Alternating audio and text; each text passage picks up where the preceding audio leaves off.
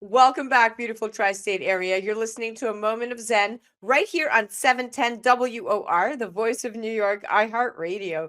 I'm your host, Zen Sams.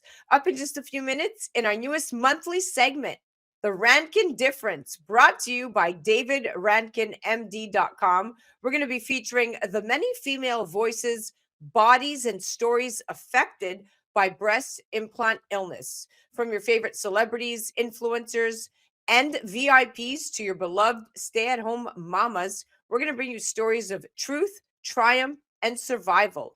Joined by our expert and recurring contributor, Dr. David Rankin. He is the top breast explant expert in the US and the chief of plastic surgery at St. Mary's Medical Center in West Palm Beach, Florida. Dr. Rankin has been in practice for over 20 years and he's well known in the breast implant illness community. It's ever expanding, and it's because more and more women are affected by their breast implants. Now, Dr. Rankin stopped implanting and solely focuses on explant procedures. Breast implant illness, what they call BII, is a condition that isn't well understood, but that can be extremely debilitating. And I could personally vouch for that. BII refers to a wide range of inexplicable symptoms that can't really be defined by the medical community. They develop in women who have reconstruction or cosmetic enlargement with breast implants. BII isn't an official medical diagnosis because it's just still not well understood. Now, experts believe BII symptoms are caused by an autoimmune or inflammatory reaction to the actual implants, and the symptoms vary from person to person and can include fatigue, joint pain, memory and concentration problems, and just so much more. Today, we're chatting breast implant illness, my explant journey with the good doctor, and the warning signs and symptoms your breasts are secretly revealing. Welcoming now to the show is Dr. David Rankin. Welcome, superstar. Hi, thank you, Zen. Thank you so much for having me back. Okay, so we're going to jump right into this.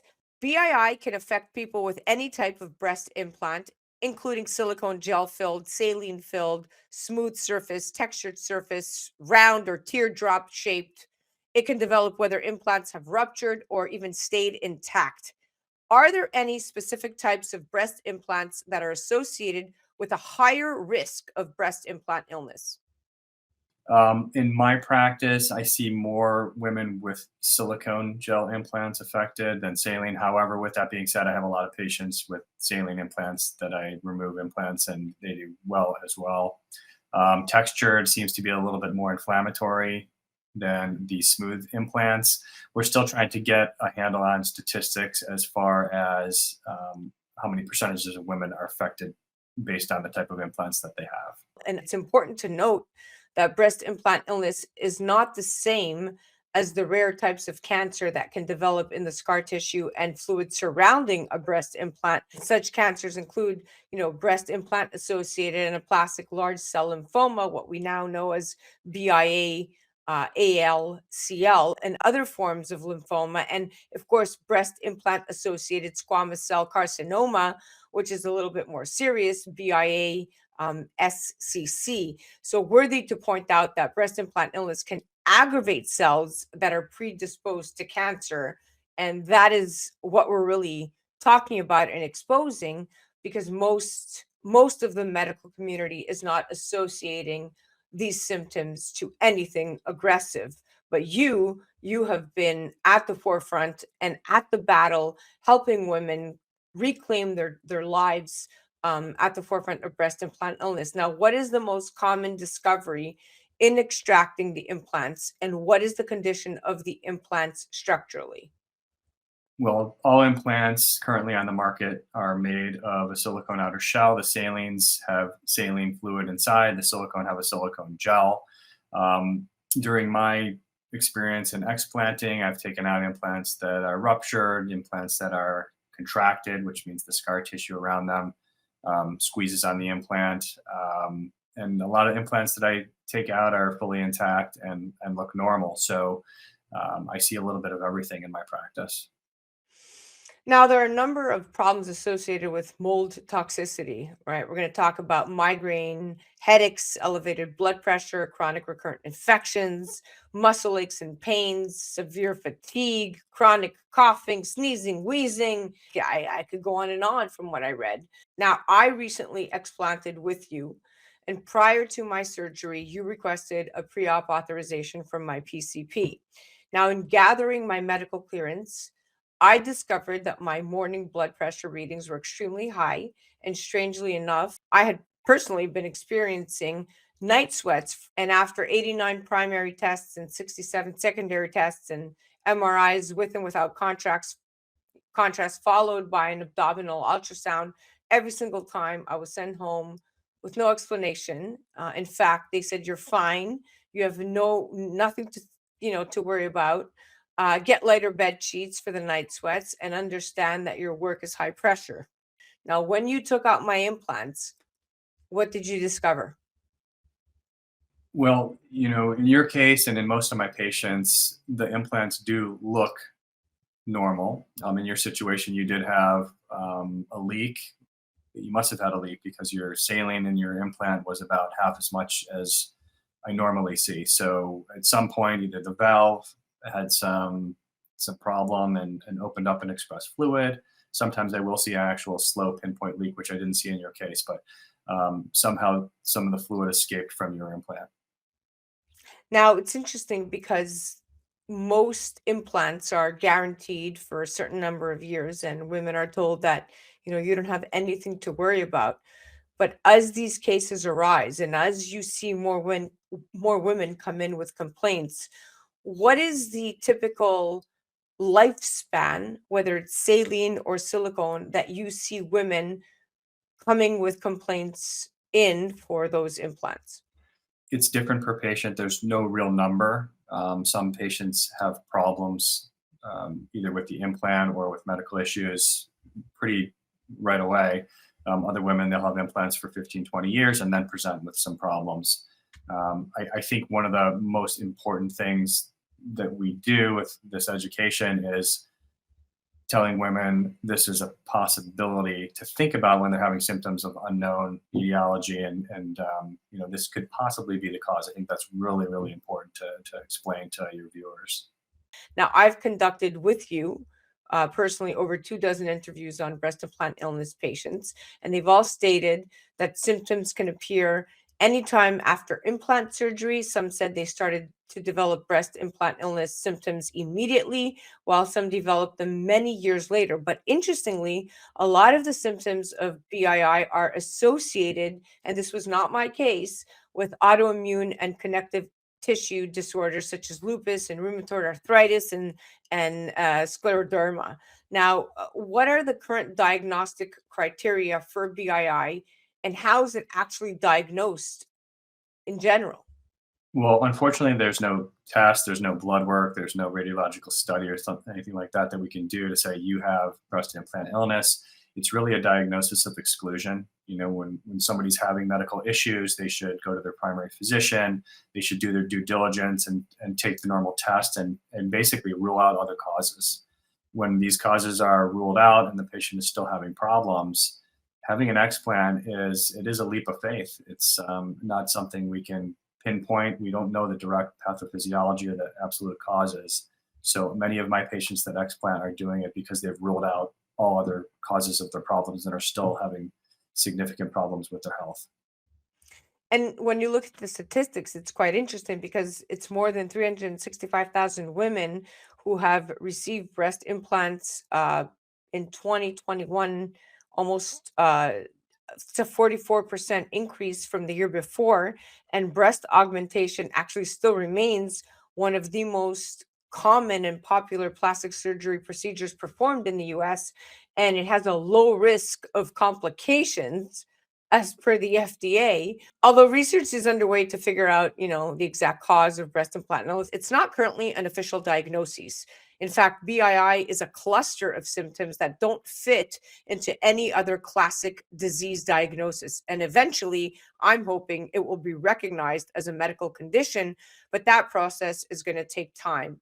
Now, in the meantime, insurance companies, they don't cover the explant costs. So, what steps does the medical community need to take to push insurance carriers to cover the explant surgeries? Well, insurance companies, it's very difficult to get a new diagnosis or get them to cover things. I think just advocacy from plastic surgeons and from patients too. Some of my patients have submitted their operative reports and some of the surgical codes on their own behalf post-operatively, and some of them have gotten reimbursement. So we encourage them to try and do that in certain situations, but more often than not, they're unsuccessful. I think just continually pushing at the industry to let them know that there's so many women out there that need this coverage is a very important thing to do. And thank you for bringing that voice. Now, after explanting, I did not choose to re-implant, but rather opted for a natural lift. I've been documenting my healing process all while using CO2 Lift Pro on my wounds and on my scars, mainly to prevent the scarring from being evident and really to promote healing. What is your reaction to my healing process? Granted, 95% of your incisions are so clean and vanilla and flawless. I've had a pretty seamless 61st days. What do you say to this? Everybody heals a little bit differently, but basically, incisions on the breast are like incisions anywhere else on the body. We have our own protocol as far as healing times with dissolvable suture, suture glue, tapes, scar creams, and things like that. We're always looking at other devices and treatments, like you mentioned, the CO2. That's something I'm very interested in following your journey with that and possibly using it on some of my patients. So it's a process, and you just have to be patient. And we walk all our patients through and try and get the best possible result we can. It's all about the science. And when you talk about carboxy therapy, for a fact, it has many, many proprietary uses. When infused into the skin, CO2, it's scientifically proven, it immediately diffuses at the cutaneous and muscular microcirculatory levels. And this results in higher tissue oxygenation and neoangiogenesis. And the blood vessels widen. It's just science, increasing the transport of oxygen body tissues for regular regeneration and anti inflammatory effects. So, this particularly works well if you are post surgery. And it's a treatment that's been around since the 1930s, essentially, but the method of delivery now has improved with this gel delivery system called CO2 Lift. So, I've been a huge advocate. I've seen it cure diabetic ulcers, I've seen it on skin that's, hyperpigmentation. I've seen it help with psoriasis and eczema, on lichen sclerosis. So the fact that they have a vaginal and a penile rejuvenation treatment really, really, really sealed the deal for me, because if you can use it down there, you can use it up here. So for me, it was a no-brainer. Now, we'll pivot a little bit. So, what advice do you have for women wanting to explant but fearing the reconstruction step? I think visiting a board certified plastic surgeon with a lot of experience in explant is number one. You want to look at some before and after pictures and basically visit with your doctor, and he or she can give a good assessment of, based on their experience, your possible outcomes. So, the plan technique, whether it's just an explant or an explant with a lollipop lift or an anchor lift, based on past experiences, you can either say, listen, you're going to do great, your shape's going to be fantastic, here's the scars, or you may be a little bit more challenging. And that can be based on size of the implant, thinness of the tissues. There's just so many factors that come into play, but experience is always key in everything, really. Well, yes, of course. It all comes down to experience. Now, what advice do you have to women out there thinking that they're crazy and that their symptoms are psychosomatic? Well, first of all, they're not crazy. It is a real thing. It doesn't happen to every woman with breast implants. And I think that educating women to know that this is a possible cause is very important, because it gives them um, basically peace of mind that their voice is being heard. Um, Myself, my colleagues, American Society of Plastic Surgery definitely take it very seriously and are looking into the causes. So there's a lot of studies that are going on to determine what's happening and how to ultimately fix this. Well, you're at the forefront and you do what you do for a reason, and you are amazing at what you do. And I can't thank you enough, not only for changing my life and really helping me combat some of the harder symptoms that nobody was able to even give me an explanation for. And so I thank you for that. But more importantly, I thank you for the breast implant illness community out there who's suffering, women who really want to reclaim their lives, and you are at the forefront of that battle. So thank you very much. Absolutely. The debate regarding the possibility of breast implants causing systemic symptoms has actually been present since the 1960s. It's a theory which stemmed from an author's concept of human adjuvant disease. It refers to human exposure to a foreign object that causes autoimmune or rheumatic diseases. So the theory was gradually introduced to the public during the 1980s, later gaining the attention of the Food and Drug Administration, which in part led to the removal of silicone implants from the market in 1992. And interestingly enough, the US Food and Drug Administration, the major plastic surgery societies, and other health authorities have been devoting more attention to breast implant illness than they have in the past. Now, I think that's thanks to the past October of 2021, where the FDA began requiring breast implant manufacturers to include information about the risk of symptoms that affect the whole body in a boxed warning on breast implant packaging and in a patient decision checklist that is included in patient information booklets. And the FDA refers to symptoms that affect the whole body rather than just a single organ or body part as systemic symptoms. And the FDA said it is restricting the sale and distribution of breast implants only to health providers that review the checklist as part of the informed consent process before surgery, but it's unclear how this is actually being enforced. So you need to make sure that the providers and the surgeons that you are consulting with are actually giving you the full transparent disclosure. That was the Rankin Difference, brought to you by davidrankinmd.com. You could check them out on the gram at David Rankin MD. You're listening to A Moment of Zen right here on 710 WOR, the voice of New York, iHeartRadio. We'll be right back after this.